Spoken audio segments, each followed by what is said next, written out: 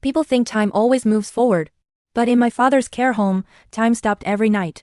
My name is Hannah Lowell, and this is how I discovered that the night staff weren't just lazy, they were erasing hours of my father's life.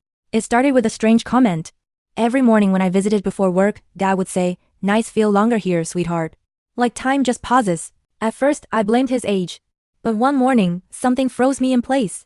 His wall clock showed 3:14 a.m., but it was 8:20 in the morning. I checked the hallway. One clock was at 2:51, another at 4:07, another simply stuck between numbers. Different times, all wrong. When I asked the night supervisor, Mason, he shrugged. Residents fiddle with the clocks. Happens all the time. My father has tremors so bad he struggles to hold a pen. He wasn't fiddling with anything. That was lie number one. That night, I returned after hours, pretending I'd forgotten Dad's reading glasses. The hallways were dim, silent, eerie. Then I heard it. Click, click, clock frames opening. Batteries twisting. Someone moving down the hall.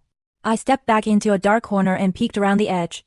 Mason stood there with a bundle of batteries, showing a nervous aide Linda how to turn them just enough to stop the clocks. "If they can't tell time, they can't claim we missed rounds," he whispered. "We signed the charts, skipped the checks, and everyone thinks it's confusion." My chest tightened. They weren't just lazy, they were using confusion as a weapon. Residents left lying in soiled sheets. Medications hours late, vulnerable people suffering.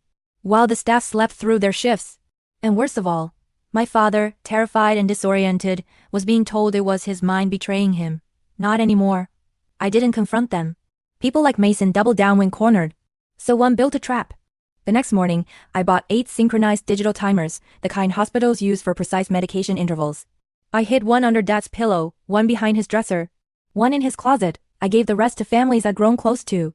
At exactly 9 p.m., using my phone, I triggered every timer to start simultaneously. If the night staff did their required hourly rounds, the timestamps would show it. But if they didn't, there would be no way to deny it. The next day, Mason bragged that the night went smoothly. Perfect. I asked him to join a quick family meeting in Dad's room. When he arrived, I pulled out the timers one by one, 6 hours. All of them, not a single check. Mason's face faded.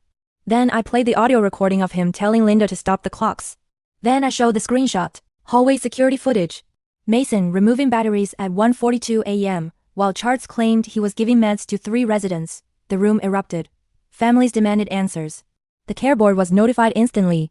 Mason tried to speak, but his voice drowned under gasps and shouting. By noon, he was escorted out. 2 weeks later, Dad's new digital clock ticked calmly on his wall, tamper-proof, bright, steady. He looked at me and smiled gently. "Feels like the nights are normal again." I squeezed his hand. Because time didn't just reveal their lies, it ended them.